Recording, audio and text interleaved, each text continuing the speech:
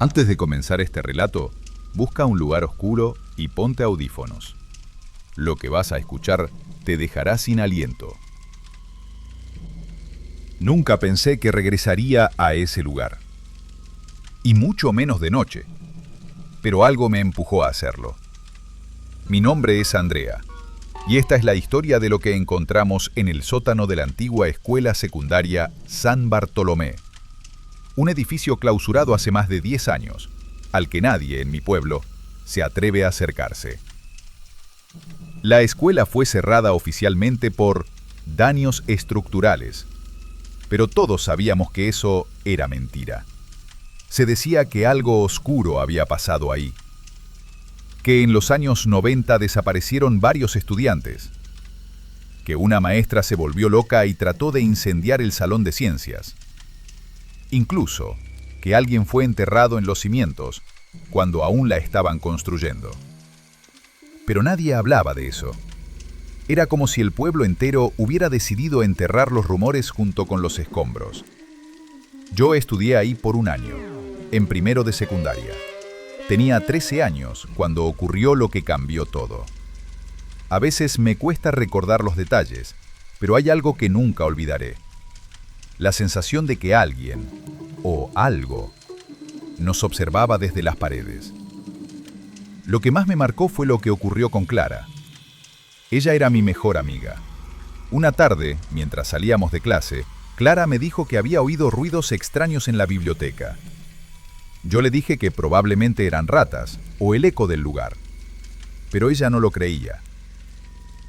Andrea, hay algo abajo, me dijo, en el sótano. Ayer vi una puerta trasera, detrás de la estantería rota. Estaba entreabierta y olía a podrido. No le presté mucha atención. Clara siempre había tenido una imaginación demasiado viva. Pero al día siguiente no volvió a clases. Ni al siguiente. Ni al siguiente. Al final su desaparición fue atribuida a una fuga. Que se había escapado de casa, que era rebelde. Pero yo sabía que no. Clara nunca se habría ido sin despedirse. Nunca sin dejarme una nota. Nada.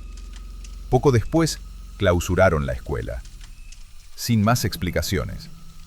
Nos reubicaron en otro plantel y se prohibió la entrada al edificio antiguo. A los pocos meses todo el mundo parecía haberlo olvidado, menos yo. 10 años después, me encontraba en una reunión con viejos compañeros de secundaria. Ya sabes, ese tipo de eventos en los que finges interés en gente que apenas recuerdas. Entre cervezas y conversaciones aburridas, uno de ellos, Marco, hizo un comentario que me heló la sangre. ¿Recuerdan a Clara?, dijo, como quien habla del clima. Escuché que alguien volvió a verla, en la vieja escuela. Dicen que aún camina por los pasillos. Me quedé inmóvil. ¿Quién lo dijo?, pregunté. Unos chavos que entraron a grabar TikToks de miedo. Dicen que grabaron a una chica en el segundo piso. Vestía como si fuera de otra época. Y desapareció frente a la cámara. La conversación se desvió hacia otras cosas. Pero yo ya no podía pensar en otra cosa. Era como si una puerta se hubiera abierto en mi mente. Algo que había estado sellado durante años. Esa noche no dormí.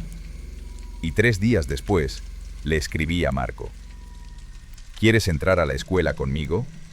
Al principio pensó que bromeaba, pero cuando vio que hablaba en serio, dudó. No sé, Andrea. Ese lugar da mala espina. Además, está cerrado con rejas. Necesitaríamos meternos por el patio trasero. Yo sé cómo entrar, le dije. Aún recuerdo una abertura en la barda que da al antiguo gimnasio. Nadie la tapó nunca. Él no dijo nada por unos segundos, y luego respondió. Está bien, pero no vamos solos. Invitemos a Julia y a Santiago. Julia había sido la delegada del salón, muy lógica, muy valiente. Santiago, en cambio, era el típico chico callado que sabía de todo lo paranormal. Quedamos en vernos el viernes a las 10 de la noche, frente al campo de fútbol, justo detrás de la vieja escuela. Esa noche llegó con una niebla espesa, que parecía advertirnos de algo. Todos trajimos linternas y mochilas con cosas básicas. Agua, baterías, cámaras.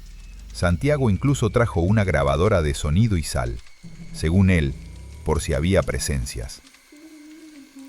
Yo solo traía una cosa, una fotografía de Clara. Era de nuestro primer día de clases. La llevaba en mi bolsillo, como si fuera un talismán. Saltamos la reja con esfuerzo. La maleza había crecido tanto que apenas podíamos ver los muros del edificio. El silencio era absoluto, ni grillos ni viento. Al llegar al acceso trasero del gimnasio, noté que la abertura seguía ahí, como si nos hubiera estado esperando. Entramos uno por uno. El aire dentro estaba viciado, viejo, muerto. Pasillos con lockers oxidados, pizarras cubiertas de polvo, escritorios volteados. Todo parecía congelado en el tiempo, como si el último día de clases hubiera sido ayer. Pero al mismo tiempo, había algo más, algo que se sentía mal. ¿Recuerdan el salón 4B? Dije. Era donde Clara y yo teníamos clase de biología. ¿No fue ahí donde la maestra Sofía tuvo ese ataque?, preguntó Julia. Asentí. La historia decía que la maestra Sofía empezó a hablar sola, a rascar las paredes del aula, diciendo que oía voces desde abajo. Terminó en un hospital psiquiátrico. «Vamos al salón», dije. Avanzamos en silencio.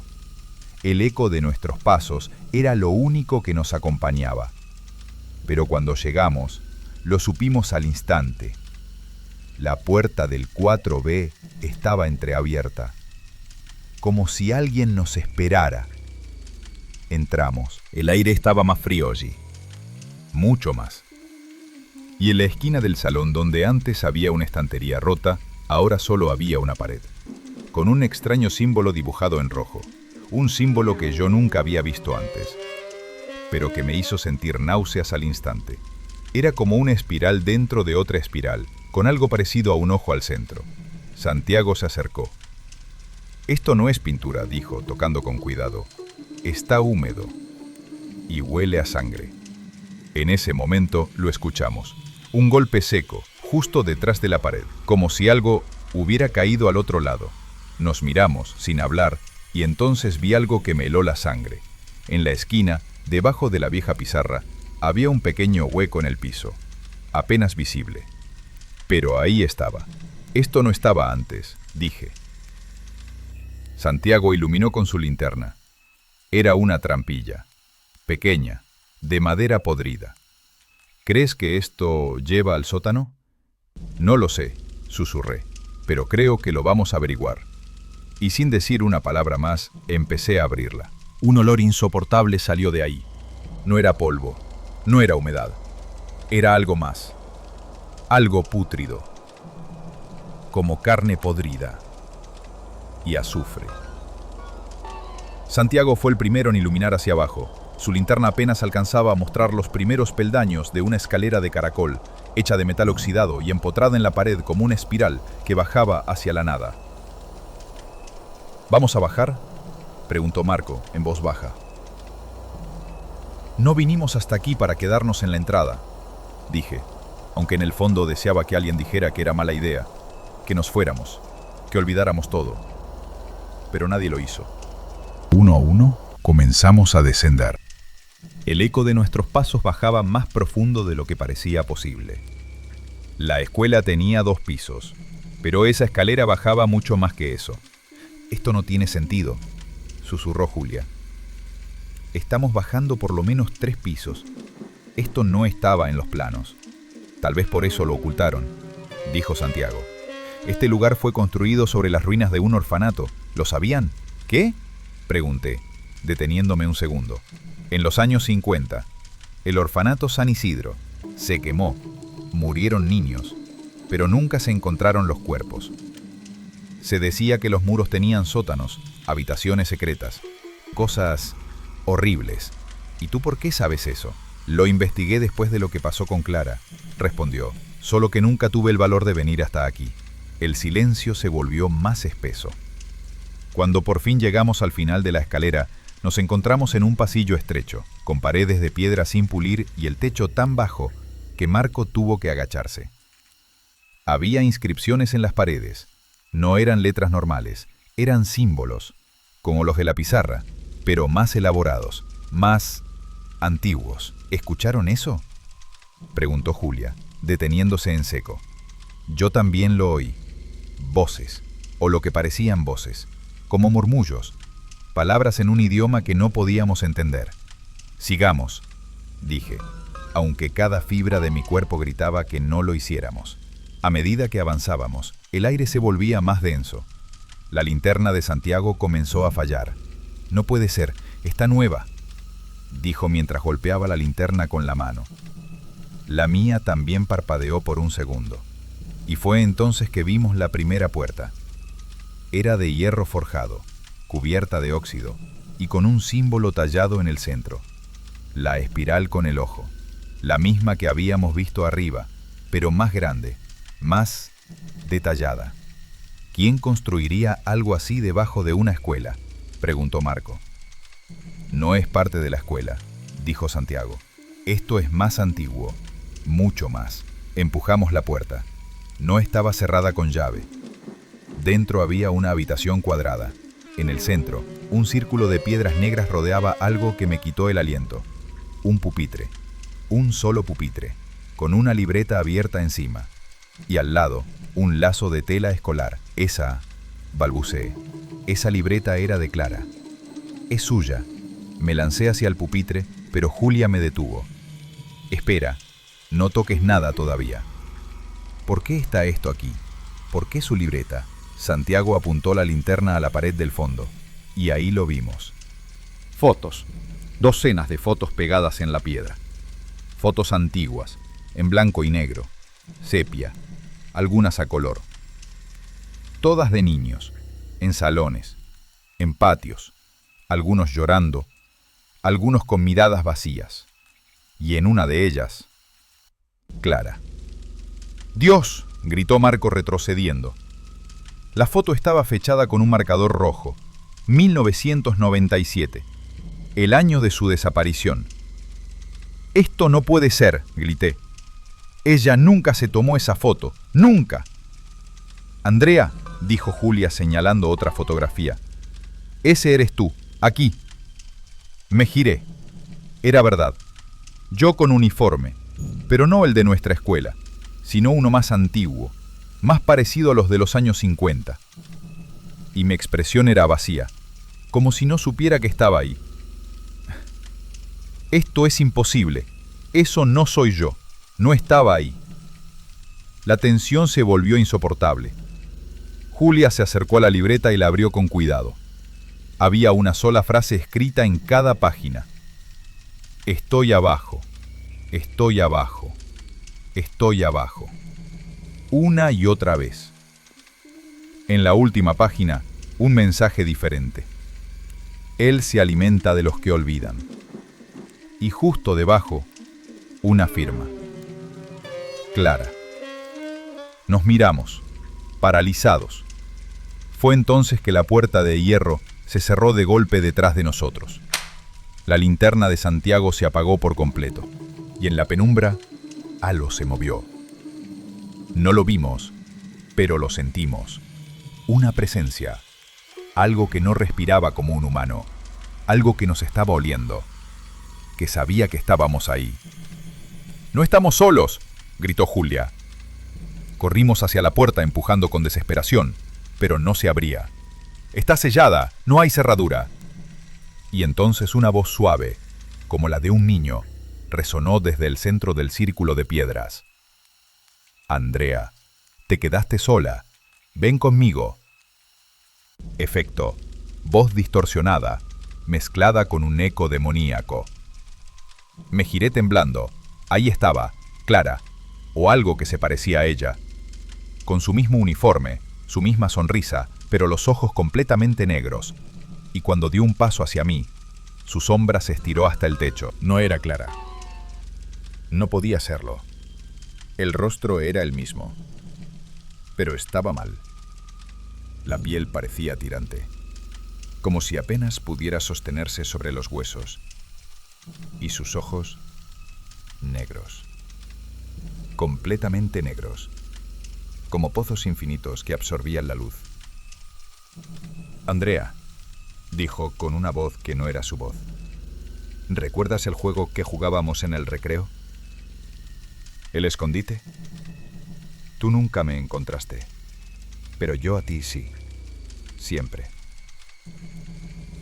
Retrocedí hasta chocar con Marco, que apuntaba su linterna temblorosa al círculo de piedras. No entres ahí, no la mires. ¿Qué pasa? ¿Qué es eso?, gritó Julia. Y entonces lo vimos con claridad. No era Clara. Era una forma hecha con su cara. Como una marioneta, una copia. Algo que la imitaba para acercarse. Para atraerme. ¿Por qué no bajaste antes, Andrea?, susurró la figura. ¿Por qué me olvidaste? ¿Por qué me dejaste aquí con él? De pronto se quebró, como si la máscara de Clara ya no fuera necesaria. Su piel comenzó a deshacerse en hilos oscuros, cayendo al suelo como ceniza líquida. Y detrás de ella, una figura alta. Demasiado alta para ese techo bajo, con extremidades delgadas, desproporcionadas. Sin rostro, solo una grieta vertical en lugar de cara, que se abría y cerraba como si respirara. ¡Corran!, gritó Santiago. Empujamos la puerta con toda nuestra fuerza. Nada. Y entonces Julia vio algo. Una pequeña abertura en la pared, oculta tras un estante cubierto de polvo. No era una salida, pero sí un túnel. Angosto, oscuro, y con una brisa fría que salía de él. Sin pensarlo, entramos uno a uno. El túnel era tan estrecho que debíamos ir en fila, arrastrándonos. ¿Qué es este lugar?, preguntó Marco. No lo sé, pero parece más viejo que la escuela, dije, como si hubiera estado aquí desde siempre. A medida que avanzábamos, los símbolos en las paredes volvían a aparecer, pero ahora estaban vivos. Brillaban débilmente, como si reaccionaran a nuestra presencia. Uno de ellos, una espiral con una mano invertida, se encendió al tocarlo. Y escuchamos un sonido que ninguno de nosotros olvidaría jamás. ¡No mires atrás!, gritó Julia. Pero lo hice. Por un instante, vi los rostros de muchos, demasiados, niños, ancianos, alumnos, maestros. Sus caras flotando en la piedra, atrapados, gritando en silencio. El túnel desembocó en una cámara circular. Y ahí, en el centro, lo vimos. Una figura encorvada, cubierta con una túnica hecha de uniformes escolares antiguos, remendados unos con otros. Sus manos eran huesudas, con dedos larguísimos, y a su alrededor, velas apagadas y símbolos tallados en el suelo. Nos observó sin ojos.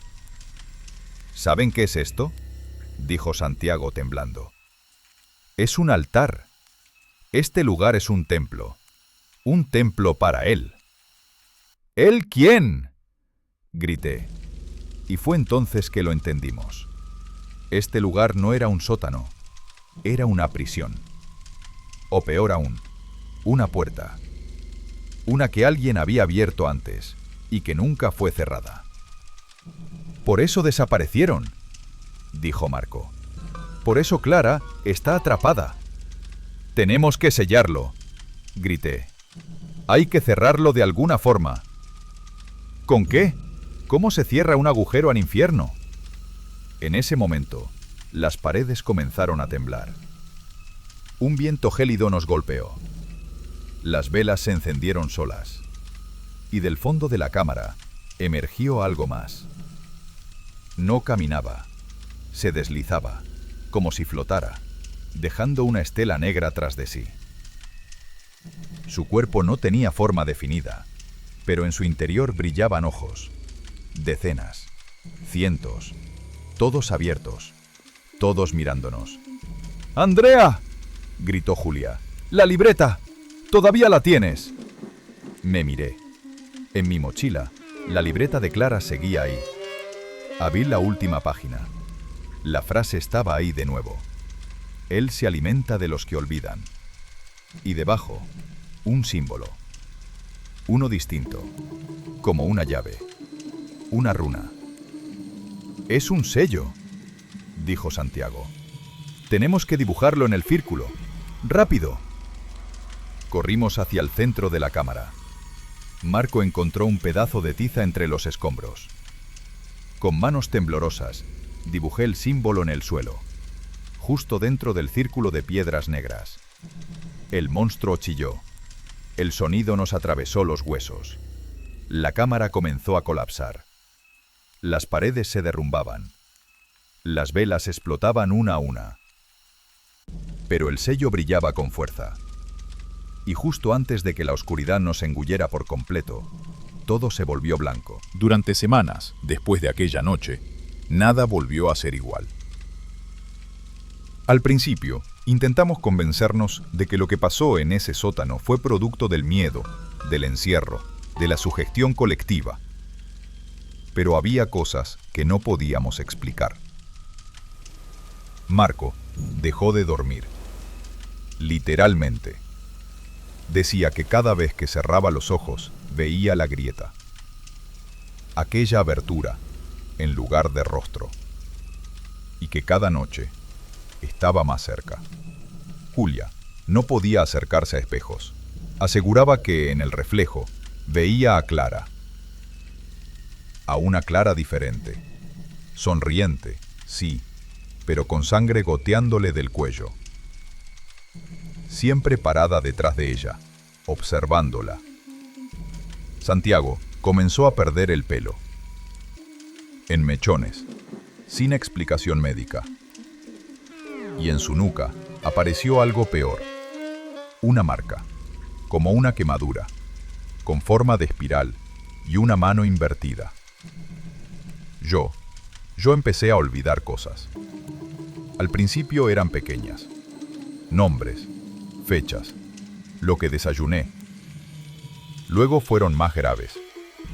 La dirección de mi casa, la voz de mi madre, la cara de mi perro. Era como si algo dentro de mí estuviera siendo borrado lentamente. Fuimos a la policía. Nadie creyó nuestra historia. No había pruebas. La escuela seguía ahí, intacta, con su sótano, cerrado, sellado, como si nunca hubiera existido. Pero una noche, algo nos hizo volver. Santiago nos llamó, desesperado. Había desaparecido Marco. Su madre lo encontró en su cuarto, sentado frente a la pared, murmurando cosas sin sentido.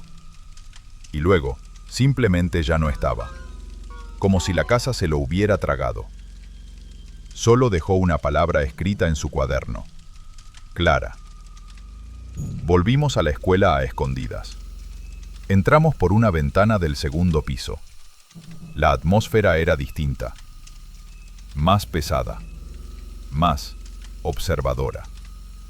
Al llegar al aula donde comenzó todo, el aire era helado. Y en el pizarrón había algo nuevo. Uno ya está de vuelta. Faltan 3. Nos congelamos. ¿Quién escribió eso?, preguntó Julia con la voz rota. Él, susurró Santiago. Nos está cazando. No fue sellado del todo. Solo lo encerramos, pero ya encontró una salida. ¿Marco? No, lo que queda de él. Decidimos bajar una última vez. Buscamos la trampilla, y esta vez estaba ahí, como si nunca hubiera desaparecido. Pero ya no había polvo, ni cadenas oxidadas. Estaba abierta, como una boca esperándonos. Con linternas nuevas y palos por si acaso, descendimos. Y lo que encontramos ya no era el mismo lugar. No era un sótano, era otro lugar. La piedra estaba viva, palpitaba bajo nuestros pies. Las paredes ya no tenían símbolos. Tenían ojos, cientos, parpadeando lentamente al pasar, observándonos, memorizándonos. Y en el aire un olor. Tierra húmeda, metal oxidado. Y algo más, algo podrido. Julia se detuvo de golpe. ¿Escucharon eso? Silencio. No, pero lo sentí, dije, como un susurro dentro del estómago. Una vibración apenas perceptible, que no venía del entorno, sino de dentro de nosotros. Santiago vomitó sangre. No podemos seguir. Él está aquí, nos ve, nos siente. Ya estamos aquí, dije. Y no nos vamos sin respuestas, o sin Marco. Avanzamos. La cámara central estaba más grande, expandidísima, como si hubiera crecido con hambre. Y en el centro, el altar ahora tenía 4 figuras de cera, alineadas. 3 de ellas tenían nuestros nombres tallados. La cuarta estaba vacía. Santiago se acercó, temblando. Son ofrendas, murmuró. Nos está reclamando. Uno por uno. Y entonces lo vimos. A Marco, o a lo que quedaba de él. No tenía rostro. Su cuerpo flotaba, colgado por hilos negros que descendían del techo como telarañas. Su torso abierto, como un libro, y en el centro una espiral palpitante, hecha de carne. «Dios mío, Marco», gritó Julia. Pero Marco solo alzó el brazo, y nos señaló. Y detrás de él, él apareció. Ya no era sombra, ya no era una forma incierta, era todo y nada. Cada rincón oscuro de nuestra mente, cada pesadilla olvidada, un cuerpo compuesto de memorias robadas y voces de los que ya nadie recordaba. «Corran». No podíamos. Estábamos atrapados. Las paredes se cerraban. Las figuras de cera comenzaron a derretirse. Y entonces, Clara habló, desde dentro de mi cabeza. El sello no es suficiente si no recuerdas. Debes recordarlos a todos, uno por uno. Cerré los ojos y me obligué a recordar. El rostro de Clara, su risa, los juegos, el primer dibujo que me regaló, su timidez. Pasaron 6 meses desde aquella noche. 6 meses desde que escapamos, o eso creímos. Santiago fue el primero en desaparecer. Una tarde dejó de contestar mensajes. Su celular fue hallado frente a su casa, encendido, con la cámara grabando, y solo captó una imagen estática, una espiral que giraba lentamente sobre una pared blanca. Julia y yo decidimos no separarnos. Nos mudamos a otro estado. Intentamos llevar una vida normal, lejos de escuelas abandonadas, de recuerdos rotos, de ojos que nos observan desde las sombras. Pero el pasado no se entierra, se arrastra. Y una noche Julia se levantó gritando: «¡Está aquí! ¡Está aquí! ¡Nunca se fue!». Corrí hacia ella, pero no me reconocía. Me miraba como si fuera un extraño, como si su memoria hubiera sido devorada. Días después desapareció. Solo dejó una nota, unas palabras escritas a mano temblorosas. «No lo alimentes con tu olvido, no lo dejes entrar». Y entonces lo entendí. Él nunca salió del sótano, nosotros lo trajimos con nosotros. Estaba adherido a nuestra conciencia, a nuestras culpas, a nuestros recuerdos borrados, porque eso era él, un parásito de lo olvidado. Me miré al espejo y noté algo que no estaba ahí antes, una sombra detrás de mí, con la forma de un niño, sin rostro, con la cabeza ladeada, como si me observara con decepción. Y entonces ocurrió algo peor. Comencé a olvidar. Primero mis contraseñas, luego mi número de teléfono, luego el nombre de Julia. Cada día algo se borraba, y en sueños volvía al sótano. Solo que esta vez no tenía linterna, ni salida, solo la espiral, girando, siempre girando, como hipnotizándome, como enseñándome la lección que no quería aprender. Busqué ayuda, psiquiatras, médiums, sacerdotes. Nadie pudo ayudarme. Uno de ellos, un ex monje tibetano, me dijo algo que todavía me estremece. Algunas entidades no quieren ser vistas ni escuchadas, solo recordadas, porque mientras vivan en tu mente, nunca mueren. Decidí hacer lo único que se me ocurrió, contar esta historia. Por eso estás escuchando esto ahora. Por eso estoy grabando. Porque mientras tú recuerdes, él no podrá alimentarse. Mientras lo mantengas vivo en tu memoria, su hambre no podrá crecer. Así que te lo ruego, no olvides este relato. No digas que fue solo una historia. No digas que fue solo una invención para asustarte. Porque en el momento en que lo hagas, en el instante en que digas, eso nunca pasó, él se abrirá paso y tocará tu puerta. Y estarás solo, sin memoria, sin nombre, sin alma. Porque recuerda, lo que se olvida, regresa con hambre. Si aún estás aquí, ya eres parte de la historia. Déjame un comentario con lo que más te impactó. Y no olvides suscribirte. Porque lo que olvidas siempre encuentra el camino de regreso.